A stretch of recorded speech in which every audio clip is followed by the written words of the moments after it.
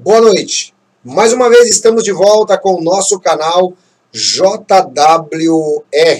Bom, eu quero agora trazer para vocês uma matéria importante e eu quero, antes de trazer a matéria, explicar. Esse vídeo é um vídeo de utilidade pública, é um vídeo que vale a pena você compartilhar, vale a pena você divulgar. Vou procurar deixar esse vídeo de uma maneira muito legal para que você possa saber do que realmente se trata. Todas as traduções serão do Google, porém vai indicar com muita tranquilidade tudo aquilo que o vídeo quer dizer. Eu recomendo a você que, por favor, dê o seu like nesse vídeo. Se você não está inscrito no nosso canal, se inscreva. Entenda o que está acontecendo no mundo, tá? Nós temos aí uma forte credibilidade. Deixa eu aproveitar e falar para vocês aqui, apresentar para vocês quem é que está trazendo esse documentário, tá?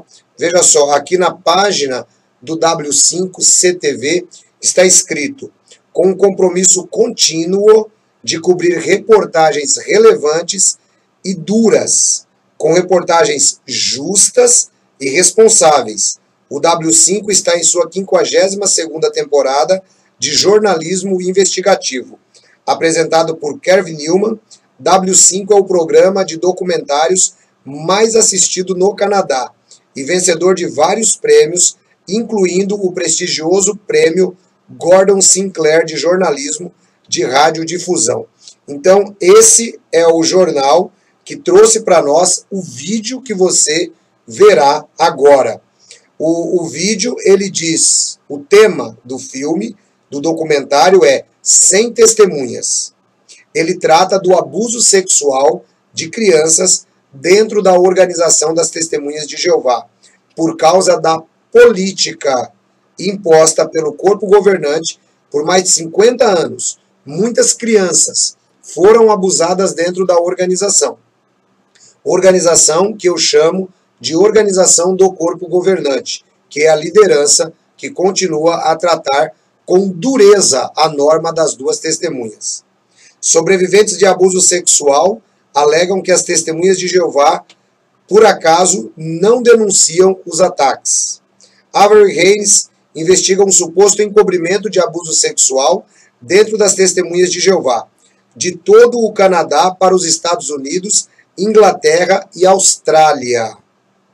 W5 revela como a doutrina da seita religiosa protege acusados de crimes sexuais e torna virtualmente impossível que as queixas sejam denunciadas à polícia. Gente, um documentário realmente fantástico, um jornal de credibilidade, premiadíssimo no exterior, está cobrindo, olha só, Canadá, Estados Unidos e parte da Europa, como Inglaterra e Austrália. Vale muito a pena. Eu quero que a partir de agora você acompanhe comigo esse documentário. Todas as legendas em português. Mande para mais alguém, compartilhe, dê o seu like, dê o seu joia. Qualquer pessoa que trouxer um dislike a esse vídeo, na consciência dele, ele próprio saberá que tem um cunho de pedófilo envolvido. Porque um documentário como esse deveria ser um dos documentários mais premiados. E o prêmio que você pode dar por esse trabalho é o seu like. Ajude o nosso canal a ir mais longe. Já estamos em 131 países. Deus abençoe vocês. Vamos ao documentário a partir de agora.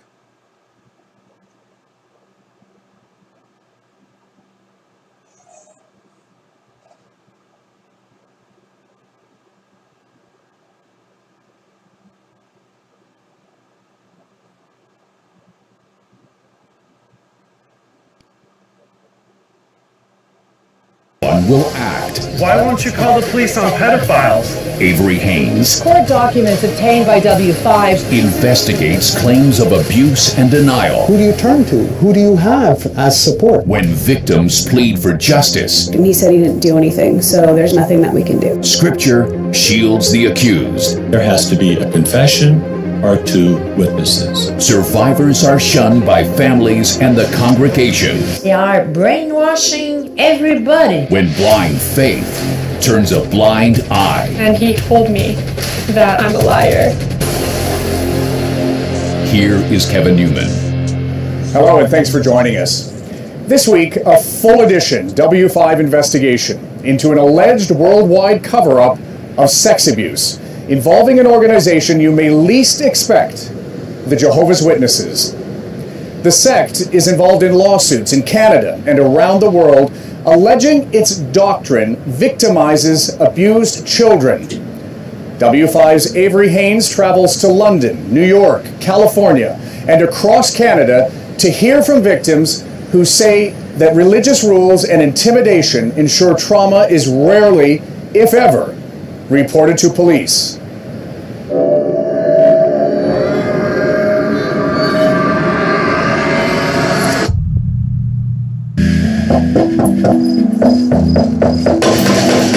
When you think of Jehovah's Witnesses, you probably think of something like this. Hi, how are you? How are you? I'm good, how are you? Good. My name's Parker, this is Spike. Polite disciples going door to door, gently spreading Jehovah's word. But the doorstep conversations on this day are anything but routine. We're just informing people about a dangerous group that's in your backyard. A dangerous what? A dangerous group. What dangerous group? The Jehovah's Witnesses. That's right, they're warning people about the Christian sect they once called their own.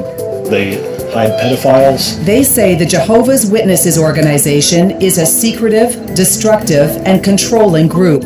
A group whose policies have ignored child sex abuse while protecting known pedophiles from police. Before, witnesses would be afraid to speak up and talk because they would be disfellowshipped and they'd lose their family. They call themselves the Vast Apostate Army. An apostate is someone who has abandoned their faith.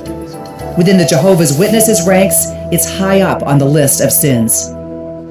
These former Jehovah's Witnesses have come to this quaint town of Warwick, New York, because just down the road is the world headquarters of the Jehovah's Witnesses. They call it Bethel, the house of God, sprawling over 250 acres. 800 people live and work here, including the group's legal advisors, support staff, and the governing body. 8 men who establish and supervise Jehovah's Witnesses doctrine. They just opened a new headquarters right in your town, and they protect pedophiles. We want you guys to know. They actually have some policies in place that allow these predators to be going door to door. Tricia Frangina traveled here from Edmonton. A long, expensive trip that was worth it to protest a religious group that she says stole her childhood. As a child, every night that you went to bed, you believed this may be your last night. You may not wake up. Of course, it was always constantly that Armageddon could be coming at any minute. And what does Armageddon look like in the world of the Jehovah's Witnesses? In my head, it was giant fireballs coming out of the sky and people screaming and dying in front of me. A fiery death wasn't the only thing that scared Tricia. In fact, in a way, her own world had already ended. Since she was a child, she says, she had been abused by someone she should have been able to trust the most. Can you talk to me about the kind of abuse that you suffered? Sexual abuse from my father.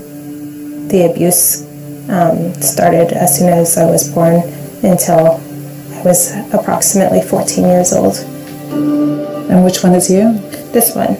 Tricia says her mother suspected something was going on and went to the church elders for advice. They basically told her that she wasn't fulfilling her wifely duties and that she had to be a more submissive wife and make her husband happier. She's told you need to be servicing your husband more? Yeah. And where does that sit in your heart and how does it sit? It's heavy.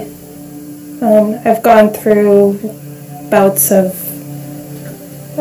severe depression where I felt like ending my life because I was so unheard when I was basically screaming for help as a child. Eventually, Tricia found the courage to go to an elder herself when she was 12. Help is not what she found. And I explained to him what was going on, and he said, I don't have any proof and I don't have any witnesses, so I need to respect my family and not to bring it up again. You told an elder that your dad was sexually abusing you, and he said, show us the proof? Mm-hmm. They put the onus on the victim to produce 2 credible eyewitnesses to their assault. And by credible eyewitnesses, they mean other Jehovah's Witnesses that saw it with their own eyes. It's actually called the two-witness rule, inspired by passages from both testaments of the Bible. So it's not as though the Jehovah's Witnesses have just made up their rules. I mean, they've taken stuff from within their translation of the Bible to validate their policies. Yeah, absolutely. André Gagné is a theology studies professor at Montreal's Concordia University. You find a passage here in Deuteronomy chapter 19. No single witness may convict another for any error or any sin that he may commit. On the testimony of two witnesses or on the testimony of three witnesses, the matter should be established. No single witness may convict. Biblical words Jehovah's Witnesses take literally. If there's not two witnesses, it's up to Jehovah. Absolutely. They have what is called a theocratic worldview, meaning that God's law is above and beyond any human law. If I have to submit to any kind of law, I'm going to submit to God's law. These videos, produced for the Jehovah's Witnesses website, show happy and carefree worshipers. What they don't show, the sheltered lives, the strict rules meant to protect against the Satan-led outside world. Witnesses are required to spend hours spreading Jehovah's word door to door and at street corner carts like these. They don't celebrate holidays, no Christmases, no birthdays. And those who don't obey the rules risk being shunned by friends and family. You have very, very little connection with the outside world. Your entire world is that. So if you're shunned from that, who do you turn to? Who do you have as support? It's very difficult. And Jehovah's Witnesses believe in Armageddon, the final battle between God and all wicked humans. They believe it'll happen any day now. Armageddon is a battle. It's a battle against the forces of darkness, and the only way to be saved is to actually follow Jehovah and adopt our interpretation of the Bible. That's essentially it. Perhaps the most controversial of their beliefs has been their policy on what to do with child sexual abuse allegations. Court documents obtained by W5 show that Jehovah's Witnesses elders are instructed to keep a record of every single child sexual abuse allegation and then forward those allegations onto the organization's own legal department. Now, in many countries, including here in Canada, the law requires that allegations like that be dealt with by police. And yet there's ample evidence that calling the police has not been the regular practice of the Jehovah's Witnesses. Back in New York, excuse me, folks, can I have a moment of your time? One of the protesters does inspire Jehovah's Witnesses to call police.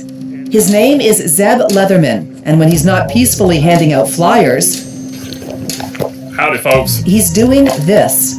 Just another day in the office. Zeb strolls in and interrupts Jehovah's Witnesses services. We have a special announcement. It's concerning the two-witness rule. Telling the congregation their religious sect has some dark secrets. We're going to ask you to leave, sir. And this hasn't happened just once. For the past month, Zeb has driven some 4,000 kilometers across the United States, stopping uninvited at 60 Jehovah's Witnesses churches, which are called Kingdom Halls.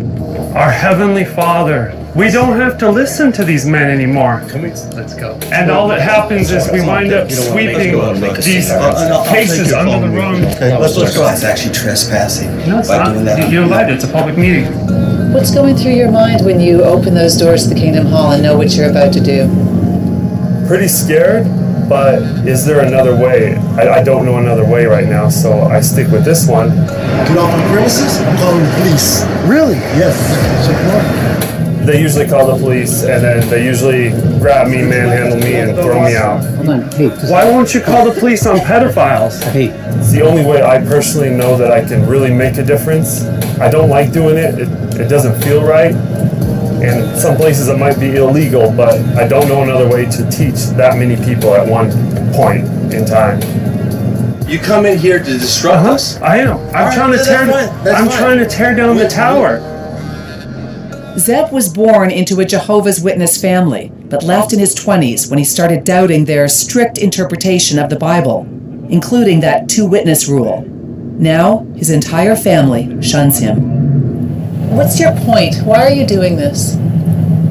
Because my ultimate goal is to free my family from this cult.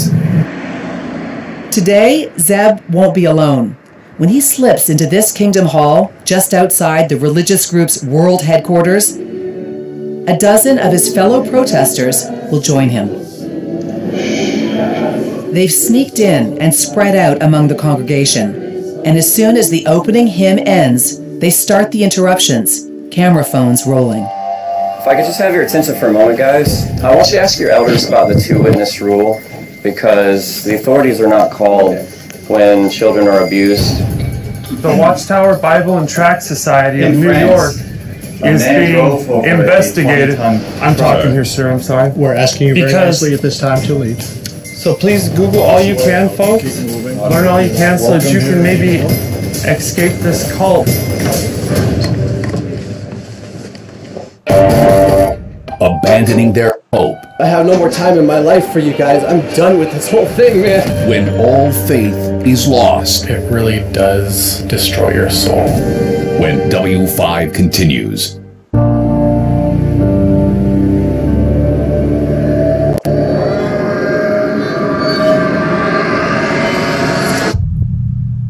The Watchtower Bible and Tract Society in New York is being investigated. I'm talking here, sir, I'm sorry. A dozen former Jehovah's Witnesses have infiltrated this Kingdom Hall. It's a few miles from the religious sect's world headquarters in New York State. Among them, Canadian Tricia Frangina from Edmonton. My father sexually abused me for the first 14 years of... They say Jehovah's Witnesses policies fail to protect child sex abuse victims, shield pedophiles, and shun people who speak out. And they want this congregation to hear what they have to say. I was raped and was told you shouldn't have done that, and I was disfellowshipped for it. 18 years old and not allowed to have my mother talk to me for a year. One after another, the protesters stand up to make disturbing allegations. Allegations that many of these congregants have likely never heard before. My ex-husband is a pedophile. He raped 2 children in the Kingdom Hall. He is still allowed to be talked to by everybody. This is an organization that's supposed to love and protect children. Your invitation to be here has been revoked. Don't shun your children. jwfacts.com. After several minutes, everyone is finally ejected, and the chaos spills outside, but the accusations continue. Can I ask you, how many pedophiles have you encountered in your record as an elder? I'm sorry, there's no comment. You treat us like we're dead. I will not hate you guys. I will not hate you. You look at me like I don't exist. I'm telling you as a man, I'm right here. So I have no more time in my life for you guys. I'm done with this whole thing, man. I'm done. A single police officer shows up, and the group slowly leaves. They reassemble in a parking lot across the street, happy they forced a different point of view into fresh ears. Tricia Frangina, who says she survived years of sexual abuse as a child, thinks the protesters' plan wasn't perfect, but it's still worth celebrating. You could tell that people were just like, oh God, like plugging their ears. But there were a couple in the front that seemed really affected by it. So you never know who's going to go home and try and find the truth. The police officer returns a few minutes later, and the group thinks that they're going to be told to leave. Obviously, it's private property, so you have to leave, you guys. But instead of asking them to clear out, he has something else on his mind. Holy Spirit, what's your view on that? It's an active force, just like we're breathing here. For the next 20 minutes, the group and the cop talk religion. I know the Christian Church and the Jehovah's Witness obviously have some theological differences. The reception much friendlier than what they got at the Kingdom Hall. All right, well, good luck up there, and good luck to the war with police officers up there. Thank you so much. Have a good rest of the day. Have a good day. The group may be small and their tactics improvised, but what they're saying echoes a much larger movement that's being heard in courts and high levels of government around the world.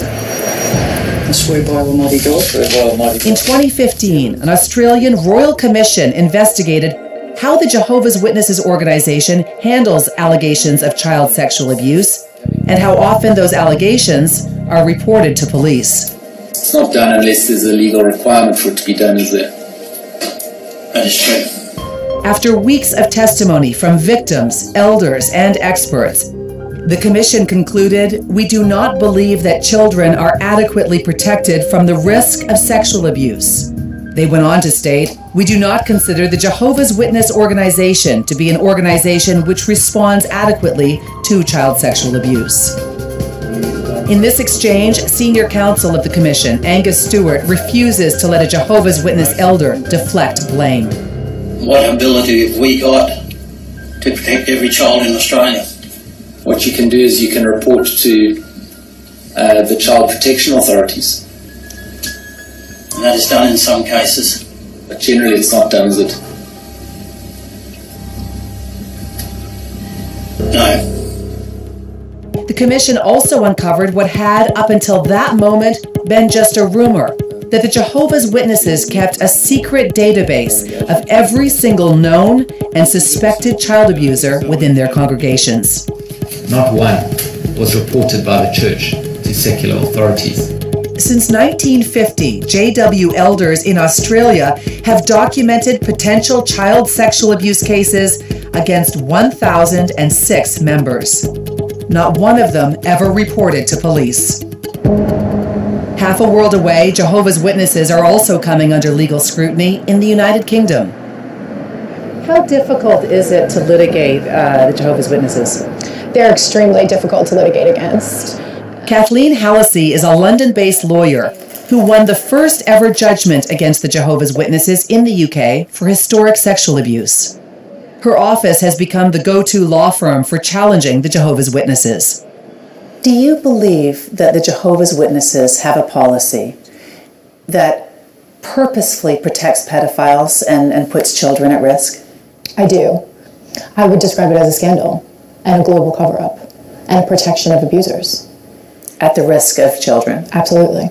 Hallisey says a British public inquiry is looking into how institutions have failed to protect children from sexual abuse, and there's now public pressure to open a separate investigation that focuses solely on Jehovah's Witnesses. If you have a policy that requires there to be a second witness to child abuse, it means that virtually every allegation of child abuse is going to go no further. And that puts the child at risk, it puts other children at risk, and it protects the person who's the abuser. And now Canada has joined the fray. 2 class action lawsuits have been filed against the Jehovah's Witnesses, officially known as the Watchtower Bible and Tract Society. The courts haven't yet certified either lawsuit, which accuse the organization of failing to protect children from sexual abuse. It is a captive organization, so that means you can never leave. Christian Gutierrez was one of those children. He's the public face of one of the lawsuits, a suit that seeks $66 million and will represent dozens of alleged victims. I like this one. Christian and his wife Katya live here in Calgary. Christmas ended months ago, but their apartment is still peppered with decorations and even a tree. We are obsessed with Christmas because we only celebrate Christmas 4 times. We weren't allowed as Jehovah's Witnesses, so it's really special and we try to keep it up as long as possible. 4 years ago, both were disfellowshipped, cut out and shunned because they started questioning the authority of the leaders. But it took years of fear and abuse to get there, starting when Christian was just a child. I remember I used to be a child that liked to dance a lot, and as I was getting older, that started to stop. I remember coming to sit on the couch with my father, and he would have the book on one side and he would have the belt on the other side ready if I didn't summarize what I had read properly. I would get a spanking. And yeah. The strict corporal punishment was nothing compared to what happened to Christian when he was just 5. I was hurt as a child by this man. It was very upsetting because to this day, certain smells can make me remember it. If I hear someone buckling their belt, it brings me back to the memories of it. The past is still too painful to relive in detail, but Christian says he was sexually abused by a man in his congregation. When my father found out, I got in very big trouble. And that is one of the most crushing moments, because what you need is you need help and you need support. And what I got from him was, why did you go to the elders? Does anyone say to you, "Oh, Christian, we need to go to the police. Who is this? Are you okay?" It was never brought up to go to the police, not once. Instead of calling the police, Christian says elders told him he could heal himself by reading. They gave me magazines of their own literature on sexual abuse, and that these magazines were going to help me to get better. They were going to make me feel better from what I went through. Whatever happened to the man who sexually abused you? To my knowledge, nothing has happened. Is he still in the organization? I believe so. Katya knows her husband's pain. She knows what it's like to grow up as a Jehovah's Witness with a dark secret. Parts of your childhood are in here. Is it weird to look through these photographs? It is, because it's my childhood and you want to look at them and be happy, but it just reminds me of all the bad times. Even back then, Katya couldn't hide her misery, not even from the camera. In my eyes, you can just see sadness. It's just sadness. Sunglasses could shield red puffy eyes, but they couldn't hide the haunted face of a victim. And it's kind of PTSD looking at a picture of me at that age in a bathtub, because that's the time I had certain abuse happen to me was in a bathtub. Do you want to share with us what happened to you, Katya? Yeah, I was sexually abused by a close family relative of mine, and this person was also an elder and also a Jehovah's Witness. I don't feel like going into exact detail of what took place, but I was, sexually touched. I was just very stressed and scared, and I had a lot of anxiety. So much anxiety that at the age of just 10, Katya took a kitchen knife into her room and held it to her wrist. I feel like I was going through all this and nobody noticed. And I was looking for someone to help me. And I thought maybe in a child's mind, maybe if I tried to take my life, it would get someone to notice that I need help. Before Katya could hurt herself, her mother found her with that knife and rushed her to the hospital. So you get to the hospital, and what did the doctors at the hospital say to you? They did a lot of questioning just on my history, what my family life was like. They asked me, is there anything else that you want to share, anything else that's causing you to feel scared at home or anything, or in your life? And that's when I said, yeah, there's something else that I want to say, and I told them that I was being sexually abused at the same time. You told the doctors? Yeah. And it was one of those doctors who called the police. Shortly after, a close family member of Katya's was charged with sexual assault and sexual interference. But things did not get easier. After speaking to police, Katya was summoned to talk to the elders, a 10-year-old girl in a room full of men. What did they specifically ask you about the sexual abuse? I remember the elders actually asked me, do you know if there's 2 other witnesses involved to this? And I said no. And they said, well, something we can do, leave it in Jehovah's hands. They didn't even say, we're sorry to hear what happened to you or anything. Katya says one elder took it even farther. And he said if you really were sexually abused, that you would have squealed like a pig, which you did not, which means it never happened.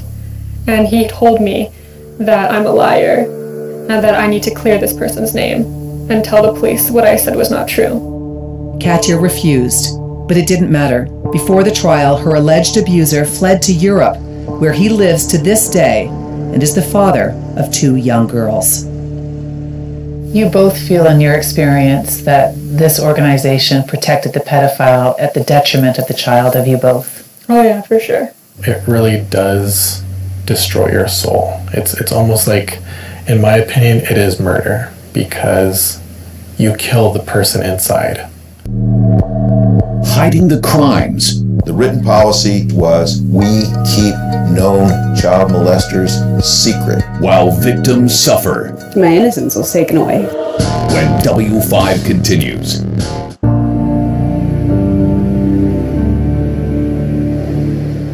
Welcome back to W5. Avery Haynes' investigation into the Jehovah's Witnesses doctrine has unveiled sexual abuse survivors who claimed they reported their abuse to elders, but police were never called in.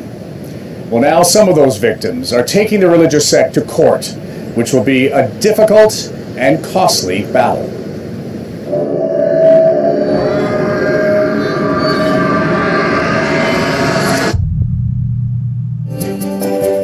All around the world, people come together every week at places of worship called Kingdom Halls.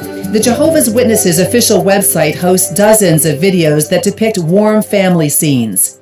It's a stark contrast to the emotional court battles and international investigations that allege the organization has covered up child sex assault cases. Now, 2 class action lawsuits have been filed in Canada, one for $66 million. Neither has yet been certified to proceed. There's one place with a long history of taking on Jehovah's Witnesses, and it's right here in California.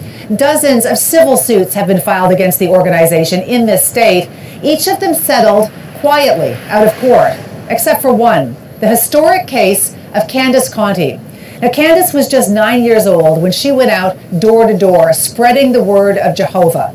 Because she was so young, she was sent out with an older man, a man who had something else on his mind, and it had nothing to do with God. Do you feel stronger after all of this? I do. There's a lot of times where I don't, but I do. Candace grew up as a Jehovah's Witness and from an early age embraced everything it seemed to offer. She wanted to get to heaven for a very specific reason. My grandfather died at a really, well, for me, a really young age. And the thought that I could see him again was one of my driving forces to be the best Jehovah's Witness that I could be.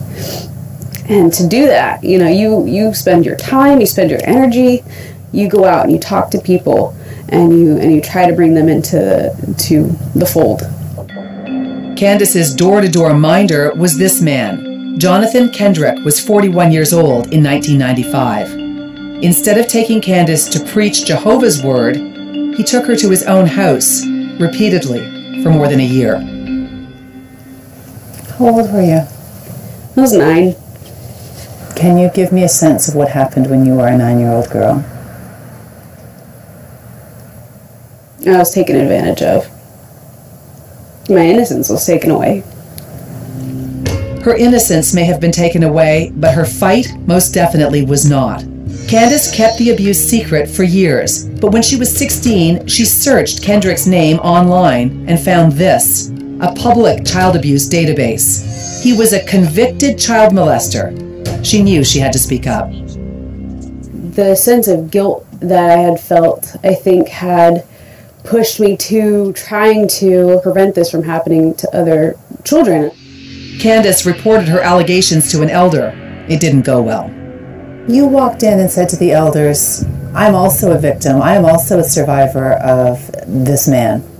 And what did they say to you? I was literally told, quote unquote, what do you want me to do? Start a holy crusade?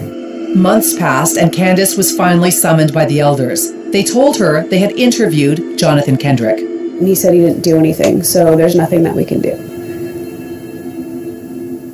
You know, and so that's where that terrible, hideous two-witness rule comes into play.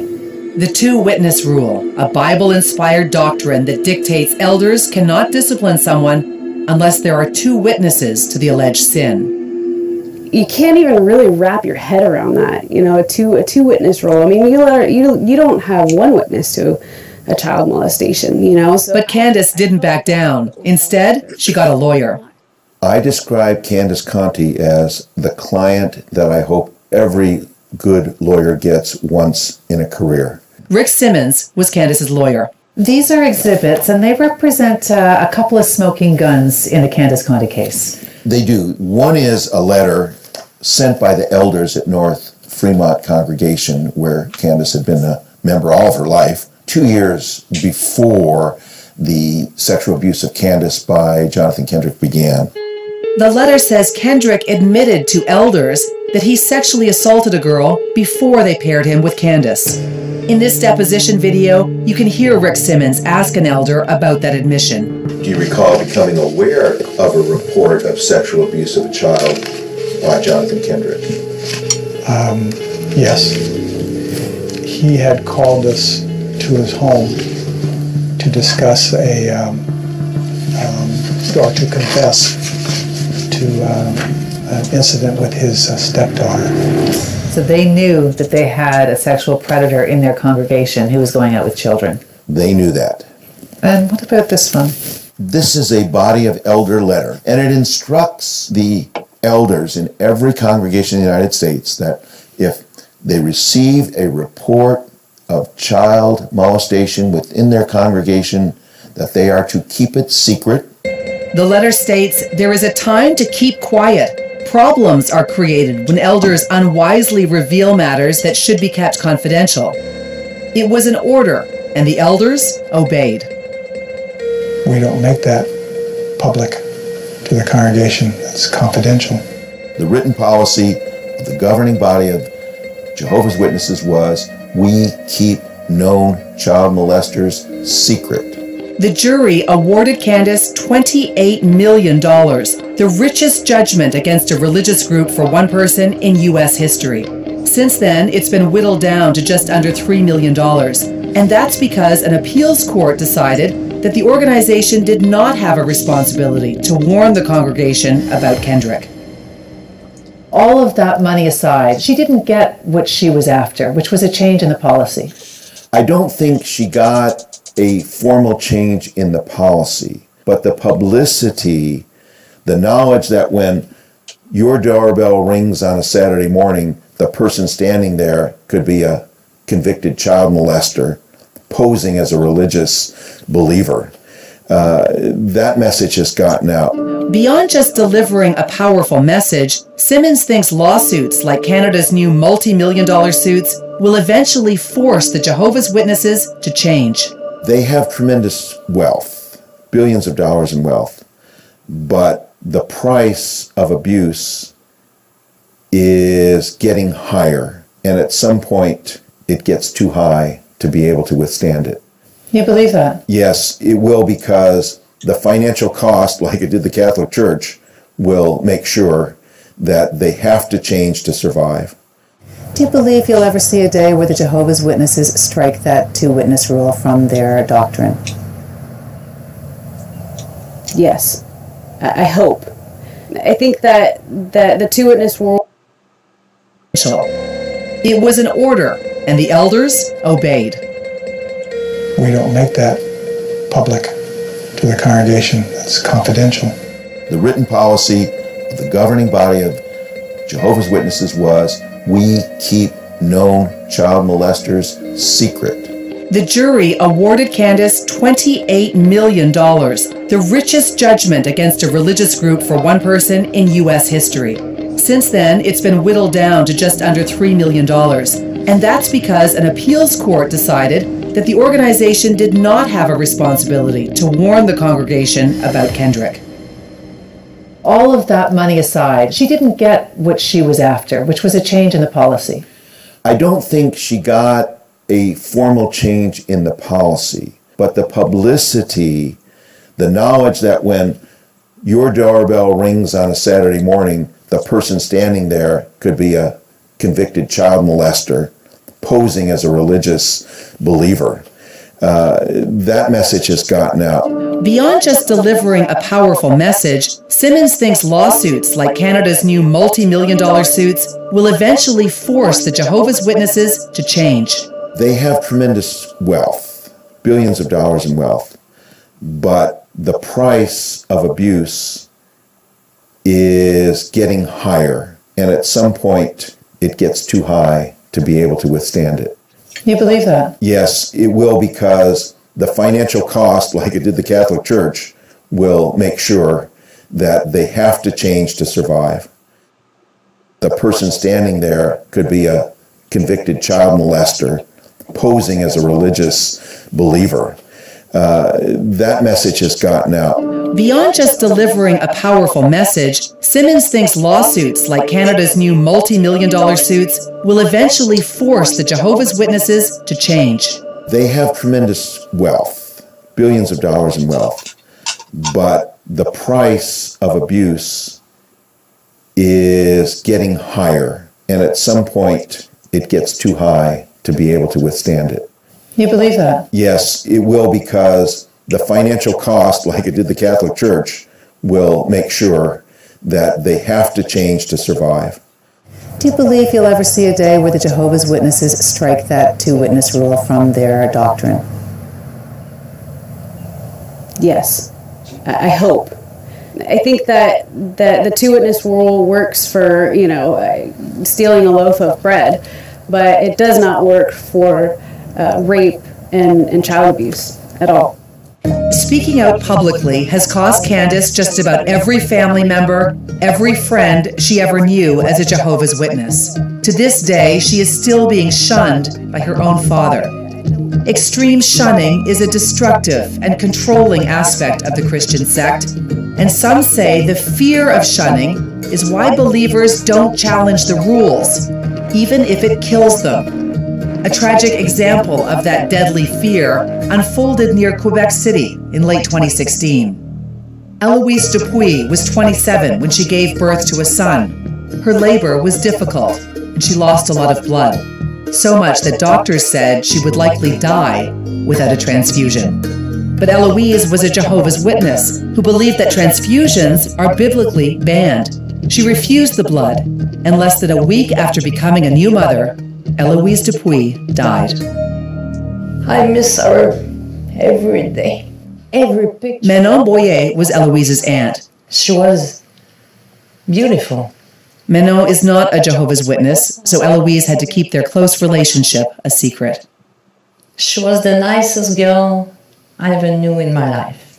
She was lovely. She was loving. Boyer believes it was fear of being kicked out and shunned that led to Eloise's death. She says her niece was surrounded 24/7 by what's called the Hospital Liaison Committee, known to critics as the Blood Police, a group of Jehovah's Witnesses who keep vigil around believers who are at risk of receiving a transfusion. Nobody who's not Jehovah's Witness can see her. She was sequestered. Yeah. The doctors treating her told her many times, you will most certainly die if you don't accept blood. But she never believed it. Michel Morin is an author who's written a book about the case, and its title is blunt. It's called They Killed Eloise Dupuis. He argues that hospital liaison committees coerce people through fear of shunning. If you get blood, you will be disfellowshipped, so your family won't talk to you again, you will lose access to the paradise, etc., etc. And so there is so many threats, and so many pressure put on these people that we're not talking about free will here. Even if a competent doctor tells her about the reality of blood transfusion, he has like 24, 48 hours to convince her and to change 20 years of deception, of lies. It's an impossible task. A coroner's inquest concluded Eloise was not unduly influenced by fellow Jehovah's Witnesses, a ruling her aunt thinks is absurd. She believes Eloise wanted to live, but the fear of being kicked out and shunned was too powerful. They are brainwashing everybody. You have no choice when you are a Jehovah's Witness. You don't have the choice to think she didn't deserve that. And I miss her a lot. Shaking the foundations. We're out here just to talk to people and warn them of a rock-solid belief. We will never change our scriptural position on that subject. When W5 continues.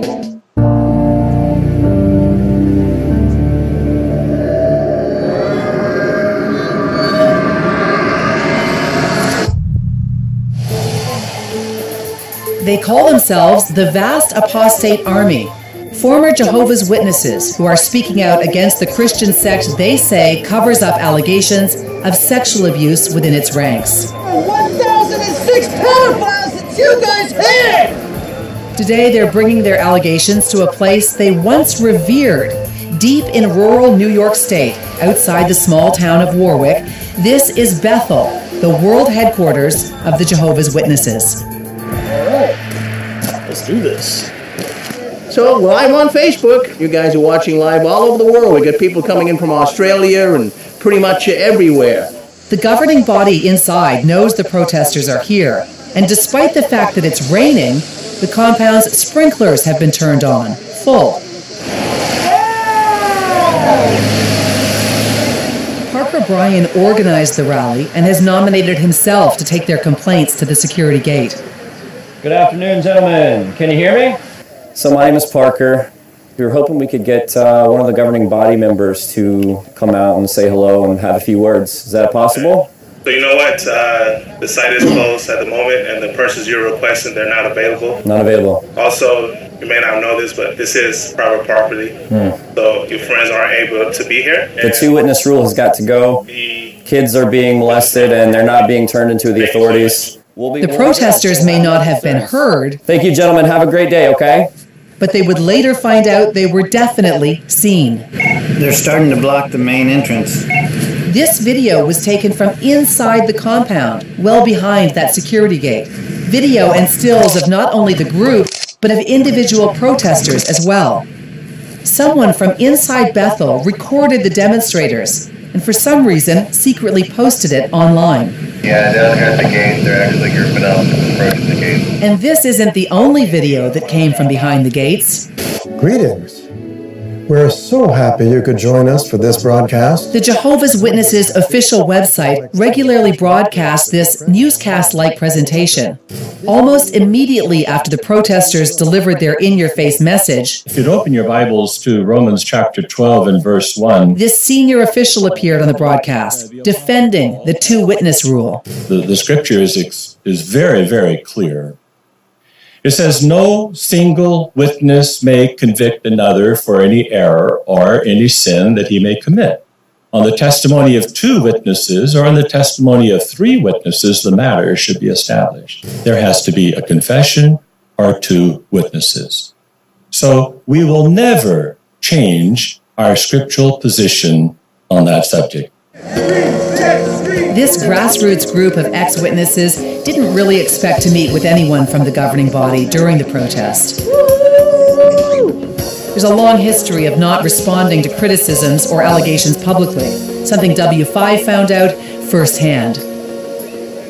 This is the Canadian headquarters of the Jehovah's Witnesses in Georgetown, north of Toronto.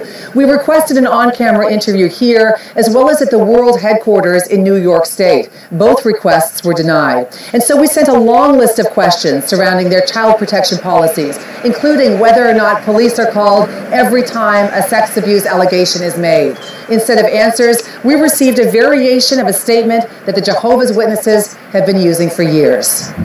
They say the Jehovah's Witnesses abhor child abuse, a crime that sadly occurs in all sectors of society. We believe that loving and protective parents are the best deterrent to child abuse. The victim and his or her parents have the absolute right to report the matter to the governmental authorities. Elders do not shield abusers from the authorities or from the consequences of their actions. It's a statement that Christian Gutierrez from Calgary hopes to challenge in court. Christian is the public face of a $66 million class action lawsuit filed against the Jehovah's Witnesses organization in Canada. I want justice. I want this to stop. I would like the Watchtower to change their policy. It's just a simple policy. The lawsuit has not been certified to proceed yet, but Christian isn't waiting around. All right. Christian and his wife Katya host a YouTube channel that reaches hundreds of thousands of people. Their message: challenge the Watchtower's rules and get out. When you finally leave, feel free. Yeah, that's so true. And they're not the only ones using social media to fight back against the Jehovah's Witnesses. And we're out here just to talk to people and warn them. Several of the protesters who marched to the world headquarters in New York State are waging social media war against the Jehovah's Witnesses doctrine, including Trisha Frangina, who had the courage to talk about her sexual abuse online. I just want other victims to know that they're not alone and you have a voice. Now is the time to use it. We're all excommunicated, we've all lost family, we've all lost friends, and we're all just saying we're not invisible. We're not going to be quiet anymore. In Canada, the Jehovah's Witnesses are a legal registered charity, one of the country's richest. Each year, it raises more than $75 million tax-free. We'll be right back.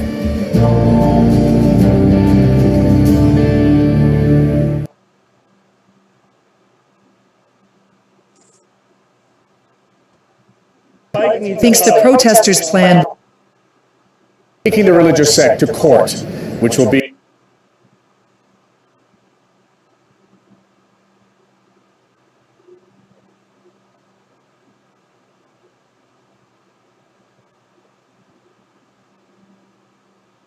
all of that money.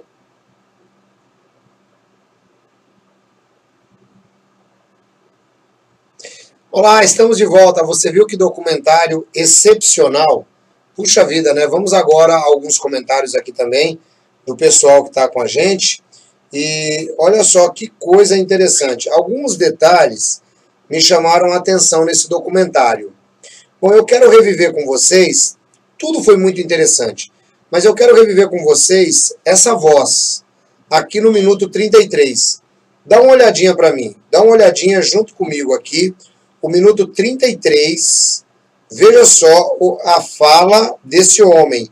Essa fala, ela é marcante.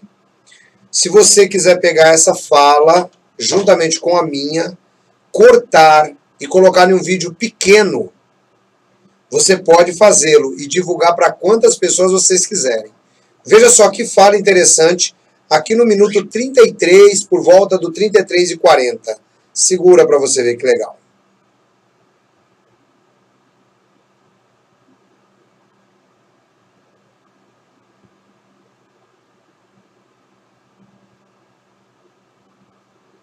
She didn't get what she was after, which was a change in the policy. I don't think she got a formal change in the policy, but the publicity, the knowledge that when your doorbell rings on a Saturday morning, the person standing there. Bom, ele está falando o seguinte, ele está falando que o assunto está se tornando conhecido. E quando, por exemplo, em um sábado, uma testemunha de Jeová toca à sua porta, logo poderá vir à mente da pessoa que ela está em uma organização que protege pedófilos. Mas não é exatamente isso que eu quero mostrar para vocês. Tem uma fala melhor, presta atenção junto comigo. There could be a convicted child molester posing as a religious believer. That message has gotten out. Beyond just delivering a powerful message, Simmons thinks lawsuits like Canada's new multi-million-dollar suits will eventually force the Jehovah's Witnesses to change. They have tremendous wealth, billions of. Ele fala que as testemunhas de Jeová têm uma tremenda riqueza, tem bilhões de dólares. Só que agora, na próxima voz dele, você vai ver ele dizer que as testemunhas de Jeová estão mais ou menos no mesmo problema da Igreja Católica. Embora seja muito rica, o pagamento com as indenizações vão esvaindo essa riqueza. Perceba que interessante. E é muito importante lembrar que esta é uma das nossas principais bandeiras. A Organização das Testemunhas de Jeová está pagando bilhões de dólares. Isso já está denunciado por Barbara Anderson, né? Ela está pagando bilhões de dólares, né, nas suas indenizações de pedofilia. Acórdãos fechados, que nós não sabemos, mas que muita gente anda correndo o mundo atrás. Presta atenção nessa fala dele, que para mim, a próxima fala é a mais importante. Dollars in wealth, but the price of abuse is getting higher, and at some point it gets. O preço do abuso está ficando maior do que as riquezas da torre de vigia. Vamos repetir essa frase? O preço do abuso está ficando maior do que as riquezas da torre de vigia. É por isso que você está vendo tantas resoluções do Salão do Reino. É por isso que você hoje está vendo tantos pedidos de dinheiro nas assembleias de circuito. É por isso que, se você parar para prestar atenção comigo no Brasil, para prestar atenção para você ver. Toda assembleia de um dia, de 2 dias, tem que entrar qualquer valor superior a 10 mil reais. Normalmente, os custos das assembleias estão planejados. Eles são quebrados, claro, para não dizer que é um valor fictício, né? Imagine se toda assembleia falasse, nosso custo hoje foi 12.500. Nosso custo hoje foi 12.700. Nosso custo hoje foi 12.800. Não, você não verá isso. Você vai ver valores entre nosso custo, os valores que disponibilizamos, o nosso gasto com essa assembleia, com a fala que ele queira. Você vai ver assim, foi de R$17.853,38. Isso só entra na cabeça de um idiota. Isso é para dar credibilidade que até os centavos são contabilizados. E quanto tempo eu fui idiota contribuindo com isso? Quanto tempo você foi idiota contribuindo com isso? O nosso custo nessa assembleia, até agora, foi de R$18.550,45. Porém, só tivemos de contribuições R$7.653,83. Portanto, falta... Aí eles dão aquele valor bonito. É isso que tem acontecido. É isso que tem acontecido. Porque existe um planejamento financeiro na organização. Existe um planejamento financeiro. Cada assembleia, cada congresso tem que levantar dinheiro. É como disse esse homem, o preço do abuso está ficando maior. E em algum momento fica muito maior. E vai ficar. Vamos lá para os comentários? Vamos pegar aqui de trás. O Eric ainda refutando aquela mulher que parou, né? Vamos lá, Vanessa Bide. Fé em Jesus que eles vão perder tudo, vão à falência. Do jeito que estão, irão. Porque se nem a Igreja Católica suportou, a Igreja Católica tem milhões de fiéis, tem milhões, bilhões em patrimônios. Não aguentou. Joseph Ratzinger teve que pedir demissão para que Francisco pudesse resolver os problemas. Imagina o corpo governante com a sua insignificância, resumindo-se à sua insignificância. De 8 milhões de seguidores, como que eles vão conseguir suportar pagar tantas indenizações? Você viu aí no documentário que só no Canadá, agora, esse caso que está sendo tratado, são mais 66 milhões. E assim vai. E muitos outros casos aparecerão.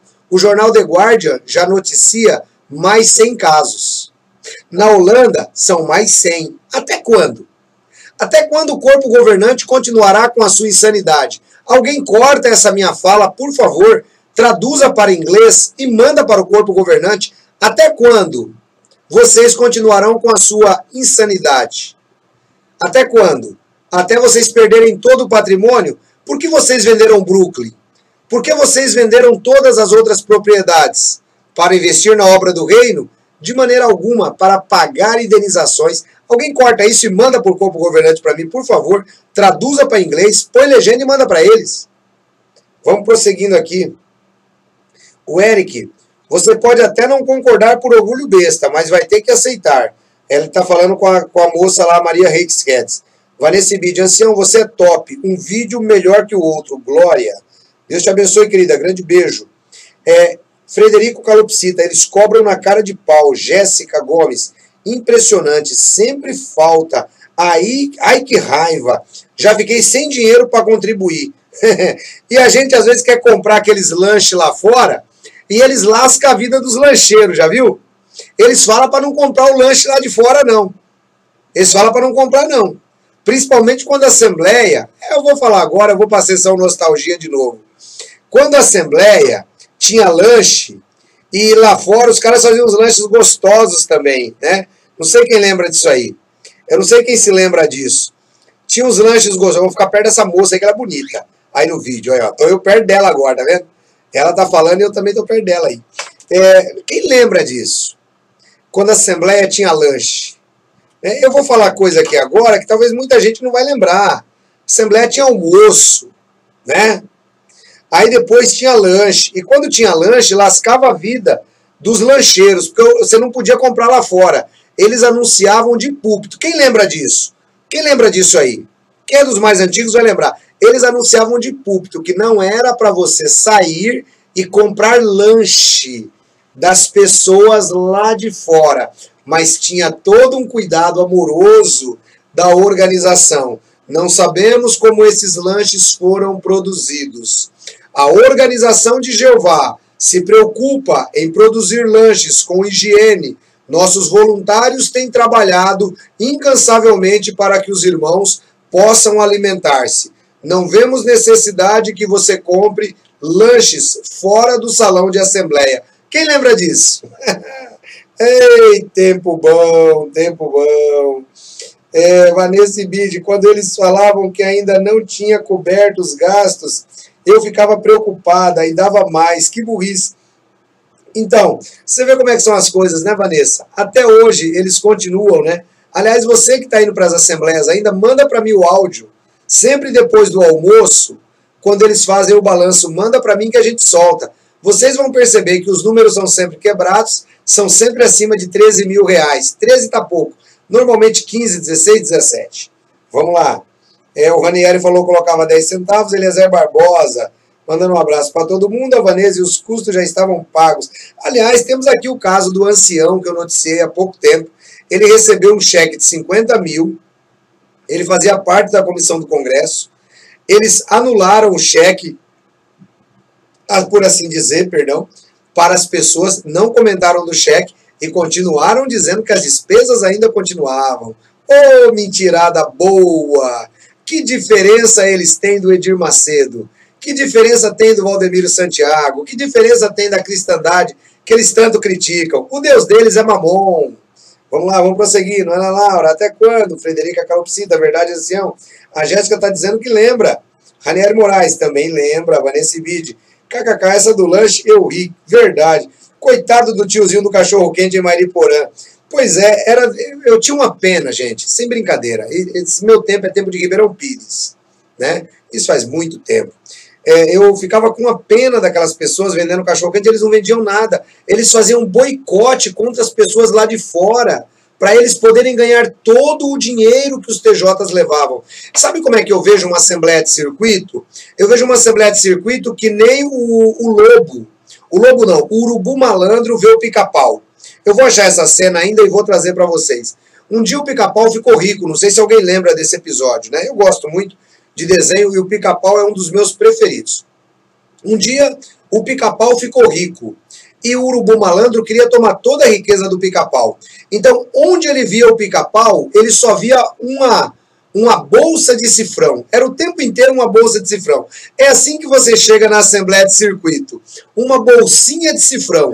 Quanto você vai deixar naquela assembleia, né? Quanto você vai poder contribuir? Antigamente era nos lanches, antigamente era no almoço. Ganharam tanta grana, encheram tanta burra de ganhar dinheiro, inclusive às minhas custas também, e depois eles mudaram. Arranjo simplificado. Mentira! Para não pagar imposto, para não ter problema com a organização de restaurantes, para não ter esse tipo de problema. Aí começaram a falar que era para levar cada um seu próprio lanche. Cada um levava o seu próprio lanche, aí o irmão ainda tinha o trabalho de preparar o lanche em casa, levar. E outra coisa, não pode deixar o lixo lá. Tem que levar o lixo embora. Mas no final, a despesa do Congresso é 17.583,52 centavos e só. E você precisa contribuir porque você sentou nesse lugar e custou 17.850. Você usou 1 metro de papel higiênico, mas custou 17.850. Pô, gente, só um idiota que não vê o que está acontecendo, né? Vamos prosseguir. O Caio Igor Schmidt, eu não dou nada. Você lembra, Ancião, em Ribeirão Pires? Claro que lembro. Sempre obedeci, Nilvistela tá dando risada, a Zilda também. Bruno Correia, o rango era no bandejão. Ei, Bruno, você agora me recordou, hein? Fiz muita pizzas e lanche em Ribeirão Pires. Qual circuito você era? Eu era do circuito SP4. Eu tinha orgulho em dizer, eu sou do SP4. Era um dos maiores circuitos de São Paulo. Até que foi dividido com 72, depois foi dividido mais um monte de vezes. Frederica Calopsita falando desse jeito, Vanessa Bide. Dizia que era para almoçar lá no salão, confraternizar com os irmãos. É verdade, Vanessa, ainda tinha esse problema. Não era para ir para churrascaria, não era para ir para restaurantes. Aquele momento era um momento de comunhão. Era um momento para ficar ali. Comunhão. Comunhão. Era o momento do caramunhão. Grana para ele. Esse era o momento. Vamos lá. Rosirene Gonçalves. Eu me lembro disso. Ficava morrendo de vontade. No congresso eu vou gravar um áudio, diz a Jéssica. O Caio Igor. Ancião, você deu discurso em Ribeirão Pires? Não. Fiz algumas partes. Fiz algumas partes. Inclusive me lembro como se fosse hoje. Participei em dramas, né? E fiz partes, demonstrações, né? Naquela série que teve sobre 1914. Vocês se lembram que teve uma série na década de 80 que a Sentinela trouxe várias revistas falando sobre 1914. Se alguém filmou, eu estou lá. Eu estou lá. Se alguém buscar, filmou, fotografou, aquele irmão que apresentou a revista Sentinela, fazendo uma demonstração de como apresentar a revista Sentinela no campo, eu estou lá em Ribeirão Pires, nessa época, no circuito SP4. Vamos lá. Eles querem mandar até no estômago? Adelina, boa noite, irmãos. De Cristo, bem atrasada. Cheguei, mas estou dando like. Lembra do almoço, tipo prato feito? Né? Eu lembro do almoço bandejão. Eita, como era gostoso. Vanessa Bide, eu não vou mais. Fui à última assembleia em novembro, porque estava cega, kkk, mas eles falaram a mesma coisa, sempre faltando bendito dinheiro. Marcos Bruder, trabalhei muito nessa época, todos faziam com muito zelo. Raniera Moraes, Dulce, você lembra? A Dulce sumiu, Raniera. Oswaldo, Felipe, boa noite a todos. Caio Igor, minha sogra ganhou a calça de trabalho, ela deu 32 mil na assembleia. Caramba, meu. A Zilda, eu vi o desenho do Urubu Malandro. Você viu, né, Zilda? Eu gosto muito do Pica-Pau, eu acho muito legal. Frederica, eles fazem uma chantagem emocional para arrecadar dinheiro dos inocentes. Vanessa Bide, relatório financeiro em pé, deixa eu tentar, peraí. Relatório financeiro em pé. Maior dor no pé, de salto, kkk. E depois aquele silêncio estranho, tipo, hora de contribuir, mas era super chato. Marcos Bruder, o argumento era bom, tudo que você fazia era para os interesses do reino. Mariporã é assim mesmo. Rosirene, ancião, você é muito criativo, me divirto com suas explicações. Luiz Carlos Santos Lourenço, Hong will continue with this insanity. Eu não sei traduzir isso, alguém traduza para mim, por favor. Bruno Correia, não é comunhão, é comilhão. Claire Delay, no tempo dos lanches, eu tinha lanchonete. Os preços eram mais caros que os preços da lanchonete, mas era muito mais. Vanessa Bide, show do bilhão. Eliezer Barbosa, sou evangélico e fui numa assembleia em Mariporã. Só faltou passar a sacolinha. Zilda, cadê os likes, pessoal? O Caio, ver Pica-Pau é errado, viu? Para a torre. Leandro GB, até hoje sinto o gosto dos hambúrgueres do Congresso. Eu também. Bom, já demos uma atenção aqui ao nosso povo, que já comentaram. Foi muito legal essa sessão nostalgia. Eu quero que você veja comigo agora. Vamos voltar nesse ponto aqui, ó. O abuso está ficando maior e em algum momento ficará muito, ele vai dizer, muito maior do que as próprias propriedades. Vamos lá? Too high to be able to withstand it. You believe that? Yes, it will, because Olha lá, ficará muito maior, mais alto e será difícil suportar isso. Né? Então veja só, essa é a opinião de pessoas ligadas ao documentário. A torre de vigia está simplesmente, conforme diz a revista Defesa Cristã desse mês, ela está com uma hemorragia. Agora virou uma verdadeira praga na Europa. Os casos de pedofilia estão aparecendo. Agora tem um detalhe interessante, se você parar para me acompanhar no raciocínio. Pensa junto comigo. Pensa junto comigo.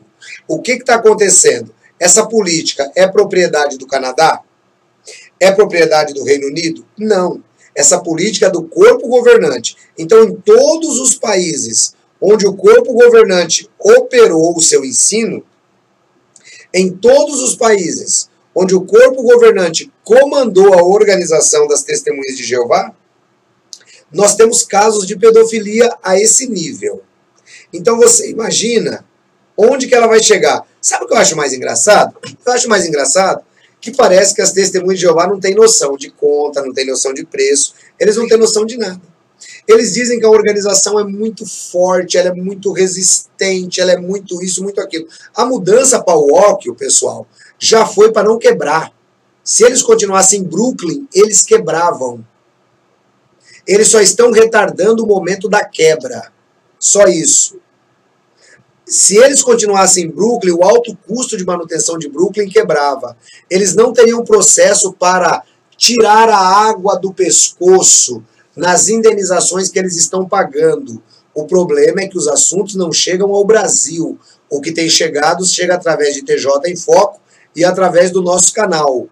Eles venderam Brooklyn porque não estavam aguentando. Depois que venderam Brooklyn, ainda assim Stephen Left pediu 30 milhões, que acabou como se acaba R$10 no bar tomando cerveja. É desse jeito. Então, para você ver o nível que está a coisa. E a fala desse homem diz, não será possível suportar isso. Não é possível. São muitas indenizações. E cada indenização são milhões de dólares. Não é 10 mil, não é 20 mil, não é Brasil. Não é STF do Brasil. São Supremas Cortes. Todos esses casos vão para a Suprema Corte. Tá? Então fica atento para você ver que coisa. Mas me chamou a atenção também um pouquinho mais. Presta atenção junto comigo. Financial cost, like it did the Catholic Church, will make sure that they have to change to survive. Do you believe you'll ever see a day where the Jehovah's Witness... Ele diz que o custo financeiro vai ficar tão alto que vai ter que fazer igual na Igreja Católica. Vai ter que admitir, não vai ter outro jeito. E aí eles voltam agora na entrevista de Candace Conte. Candace Conte, essa moça linda, maravilhosa que está aí, ó, cheia de sardas, mulher bonita, hein? Então, olha só, ela tá aí, ela recebeu, eu vi no documentário 28 milhões, até onde eu sabia era 22 milhões, né? Ela recebeu porque ela foi abusada por um ancião, numa congregação que ela estava, esse ancião foi recomendado de novo e continuou com a sua série de abusos. Veja mais um pouquinho. strike that two-witness rule from their doctrine?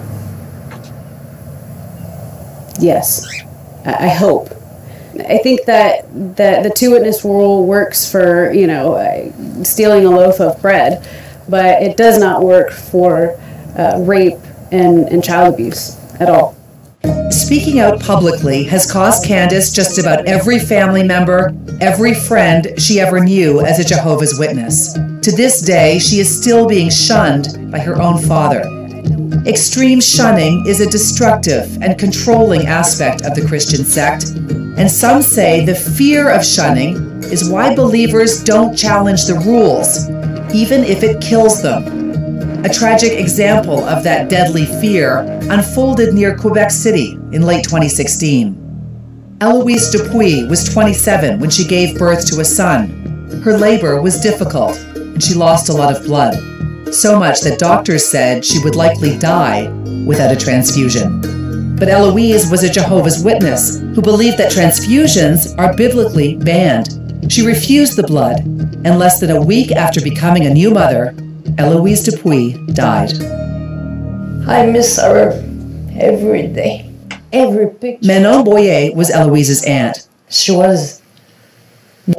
Bom, aí vai tratar de um caso de uma moça que teve problema com transfusão de sangue.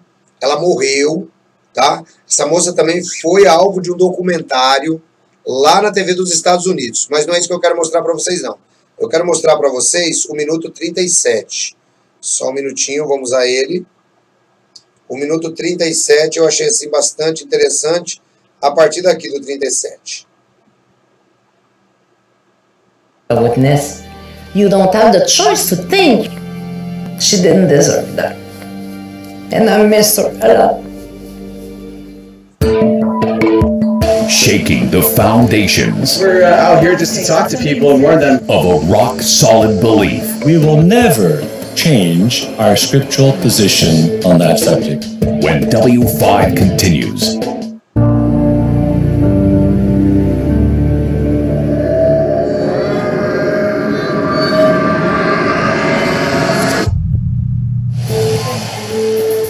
They call themselves the Vast Apostate Army, former Jehovah's Witnesses who are speaking out against the Christian sect they say covers up allegations of sexual abuse within its ranks. 1,006 pedophiles that you guys had! Today they're bringing their allegations to a place they once revered, deep in rural New York State, outside the small town of Warwick.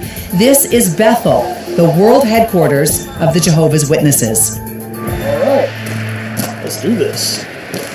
So, live on Facebook. You guys are watching live all over the world. We got people coming in from Australia and pretty much everywhere. The governing body inside knows the protesters are here, and despite the fact that it's raining, the compound's sprinklers have been turned on, full. Parker Bryan organized the rally and has nominated himself to take their complaints to the security gate. Good afternoon, gentlemen. Can you hear me? So my name is Parker. We were hoping we could get one of the governing body members to come out and say hello and have a few words. Is that possible? So you know what? The site is closed at the moment, and the persons you're requesting, they're not available. Not available. Also, you may not know this, but... Ele diz que os membros do corpo governante não estão disponíveis. Eles nunca estão disponíveis para ninguém. Eles nunca estão disponíveis para ninguém que queira confrontar a verdade. Quanta covardia do corpo governante, né? Quanta covardia. Por que eles não aparecem? Essa manifestação é em frente à sua sede em Walker. Por que eles não aparecem? Quanta covardia. This is private property, so your friends aren't able to be here. The two-witness rule has got to go. Kids are being molested and they're not being turned into the authorities. The protesters may not have been heard. Thank you, gentlemen. Have a great day, okay? But they would later find out they were definitely seen. They're starting to block the main entrance. This video was taken from inside the compound, well behind that security gate. Video and stills of not only the group, but of individual protesters as well. Someone from inside Bethel recorded the demonstrators, and for some reason, secretly posted it online. Yeah, down here at the gate, they're actually grouping up and approaching the gate. And this isn't the only video that came from behind the gates. Greetings. We're so happy you could join us for this broadcast. Perceba que esse broadcasting, segundo o documentário, foi gravado depois da manifestação. E é aqui que eu quero que vocês vejam a insanidade do corpo governante. Jehovah's Witnesses' official website regularly broadcasts this newscast-like presentation. Almost immediately after the protesters delivered their in-your-face message, if you'd open your Bibles to Romans chapter 12 and verse 1, this senior official appeared on the broadcast, defending the two-witness rule. The scripture is very, very clear. It says, no single witness may convict another for any error or any sin that he may commit. On the testimony of two witnesses or on the testimony of three witnesses. Esse homem, representante do corpo governante, logo após a manifestação, vem a público no broadcasting e diz que a regra das duas testemunhas não será mudada. Enquanto eles não mudarem essa regra, nós continuaremos denunciando a pedofilia na organização das Testemunhas de Jeová. Dói um pouco? Dói. Tem gente muito boa dentro da organização. Mas uma cirurgia também dói, só que ela cura. O nosso canal pode até doer em uma Testemunha de Jeová, mas nos sinceros produzirá cura. Veja o que esse hipócrita diz. The matter should be established. There has to be a confession or two witnesses. So, assim, nunca vamos retirar essa regra. Perceba, tem que haver uma confissão. nossas duas testemunhas. Nós não vamos retirar essa regra. Essa é a fala do corpo governante das testemunhas de Jeová. Então, por mais que eles mandem cartas, digam que mudaram as políticas, é mentira. Agora eles estão passando a mão na cabeça, dizendo que de repente o pai já pode ir na polícia, só que a regra das duas testemunhas, eles não abrem mão. Veja a fala desse hipócrita. We will never change our scriptural position on that. Nunca vamos mudar nossa posição escritural sobre isso. Quer dizer, eles pegaram um texto da Bíblia, interpretaram errado e continuam. Bom, é lógico que eles vão interpretar errado, né? O corpo governante não tem exegeta. O corpo governante não tem hermeneuta. O corpo governante tem ignorantes, leigos, que não tem o Espírito Santo, para piorar. Aí eles pegam a Bíblia, lêem alguma coisa e acham que é desse jeito. Então, é o que você está vendo aí. Essa é a organização que as pessoas estão seguindo. Ok? Vamos prosseguir. Subject. This grassroots group of ex-witnesses didn't really expect to meet with anyone from the governing body during the protest. There's a long history of not responding to criticisms or allegations publicly, something W5 found out firsthand. This is the Canadian headquarters of the Jehovah's Witnesses in Georgetown, north of Toronto. We requested an on-camera interview here, as well as at the world headquarters in New York State. Both requests were denied. And so we sent a long list of questions surrounding their child protection policies. O grupo de reportagens pediu explicações. Lá em Toronto também. Foi negado. Não tiveram explicações. Perceba a repórter dizendo. Including whether or not police are called every time a sex abuse allegation is made. Instead of answers, we received a variation of a statement that the Jehovah's Witnesses have been using for years. They say the Jehovah's Witnesses abhor child abuse, a crime that sadly occurs in all sectors of society. Eles soltaram uma nota dizendo que abominam o abuso sexual infantil. Eles abominam, mas não mudam as regras. O membro do corpo governante foi claro em dizer: nunca mudaremos a regra escritural das duas testemunhas. We believe that loving and protective parents are the best deterrent to child abuse. The victim and his or her parents have the absolute right to report the matter to the governmental authorities. Elders do not shield abusers from the authorities or from the consequences of their actions. It's a statement that Christian Gutierrez from Calgary hopes to challenge in court. Christian is the public face of a $66 million class action lawsuit filed against the Jehovah's Witnesses organization in Canada. I want justice. I want this to stop. I would like the Watchtower to change their policy. It's just a simple policy. The lawsuit has not been certified to proceed yet, but Christian isn't waiting around. All right. Christian and his wife Katya host a YouTube channel that reaches hundreds of thousands of people. Their message: challenge the Watchtower's rules and get out. When you finally leave, feel free. Yeah, that's so true. And they're not the only ones using social media to fight back against the Jehovah's Witnesses. And we're out here just to talk to people and warn them. Several of the protesters who marched to the world headquarters in New York State are waging social media war against the Jehovah's Witnesses doctrine, including Trisha Frangina, who had the courage to talk about her sexual abuse online.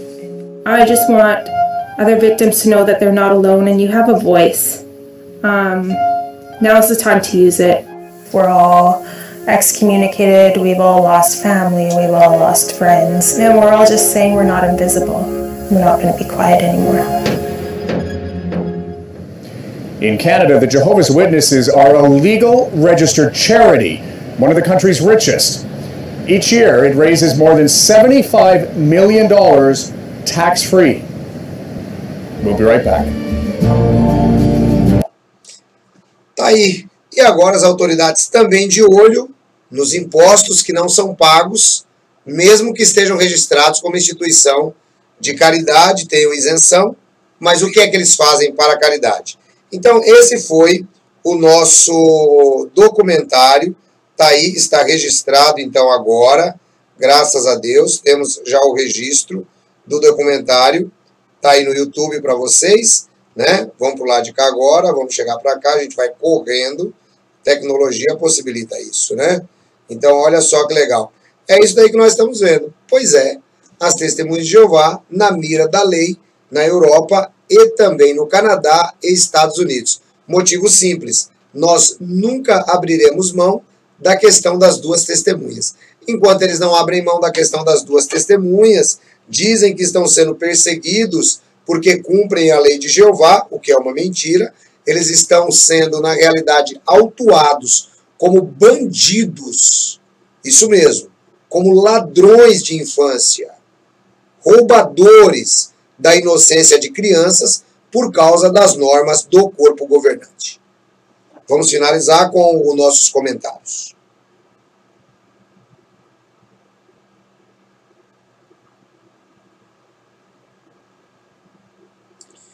Mari 50, grande beijo para você, Oswaldo Felipe, dando um alô pro Leandro, Frederica Calopsita.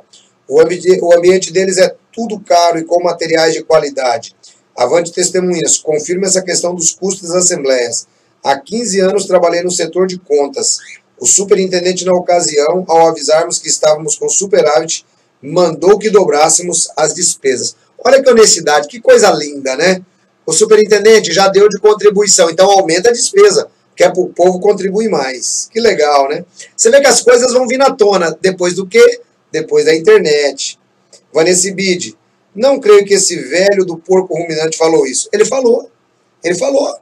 Eu só não vou falar para você que eu vou te mostrar de novo, porque eu já tirei o ponto. Mas ele falou. Ele disse, não abriremos mão nunca. Eliezer, fala com Oswaldo Felipe, Frederico Calopsita. Esse velho safado deve ser um abusador, JR republicano. País sem dono, os de fora, que nem tem acesso a nenhum órgão brasileiro, é só ir impedir o decreto nos Estados Unidos e falar, quero assim, mandar as embarcações. Vanessa Bide, também acho, Frederico. Azilda Devezin, bando de burros, ignorantes, esse corpo governante.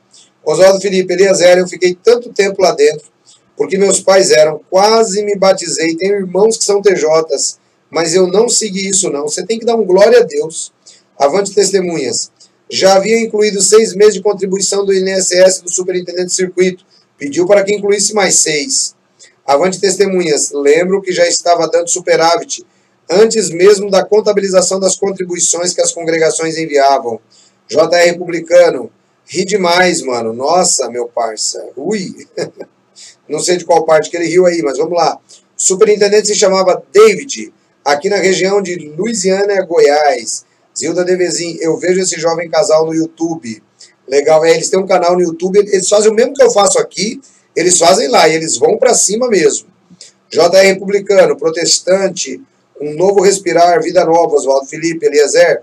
Eu conheço as TJs muito bem, conheço as incoerências já vividas, desconfiado, mas não cheguei ao batismo, sei que deu sorte.